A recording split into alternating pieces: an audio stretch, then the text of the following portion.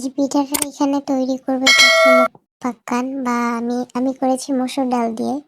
আমি একটা মসুর ডাল ১ কাপ ডাল এখানে ভালো করে ব্লেন্ড করে এটার মধ্যে সামান্য একটু পানি দিয়ে একটু গরম করে এর মধ্যে ১ কাপ সুজি দিয়ে দিয়েছি। সুজির সাথে সুজিটা দেওয়ার পরে আরকি আমি ৩ থেকে ৪ টেবিল চামচ তেল দিয়ে দিয়েছি, সয়াবিন তেল রান্নার জন্য। এটা ভালো করে এটা দিলে হয় কি আমার বেশি সময় এটা মথতে হবে না।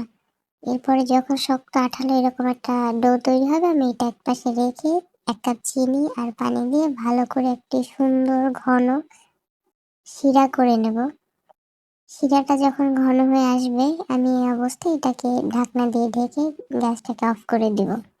এদিকে আমার সেই ডোটাকে নিয়ে আমি এর মধ্যে ১ কাপ পরিমাণ ময়দা মানে পরিমাণ মতো নিয়ে নেবেন আপনাদের যতটুকু প্রয়োজন মনে করবেন। এটা আমি ভালো করে মিক্স করে নিব। মিক্স করার একটা পর্যায়ে আমি এর মধ্যে যখন মিক্সটা হয়ে যাবে ভালো মতো একটি ডিম দিয়ে নিব। আপনারা চাইলে আপনাদের ডোয়ের পরিমাণ অনুযায়ী ডিম কম বেশি করে নিতে পারেন। এরপরে এটাকে আমি রেস্টে রেখে দিব।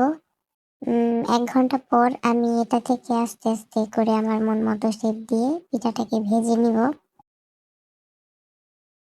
এটা অনবরত নাড়তে হবে কারণ যেহেতু সফট একটা ডো সেখান থেকে পিঠাগুলোও সফট হবে। আপনি যদি এটাকে না নেড়ে ছেড়ে দেন তবে এটা ভালো হবে না।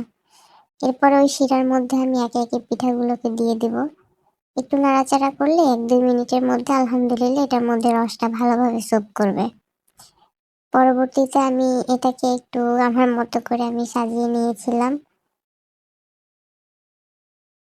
মানে অল্প সময়ের মধ্যে বেশ ভালো একটা সফট হবে আবার উপরে ক্রিসপি থাকবে। ভাল লাগে অনেক আলহামদুলিল্লাহ। ট্রাই করে দেখবেন এটা শুধু মুগ ডাল না মসুর ডাল থেকেও হয়। আর বাদবাকি মানে যে পিঠাটা অবশিষ্ট ছিল ওইটা আরকি আমি দীর্ঘ সময় খাবো বলে এটা ফ্রিজে রাখবো। এটা আমি ঠান্ডা করে একটা বক্সে করে রেখে দিয়েছি। এবার দেখেন আমি একটা পিঠা আরকি আ ভাঙাই ছিল হালকা। আমি ওইটাকে একটু আপনাদের দেখানোর জন্য আরো একটু ভেঙে দেখালাম। এটার মধ্যে আলহামদুলিল্লাহ যথেষ্ট পরিমাণে মানে রসটা ঢুকছে। তো যাই হোক, ইনশাল্লাহ বাসায় ট্রাই করবেন এবং কমেন্টে জানাবেন।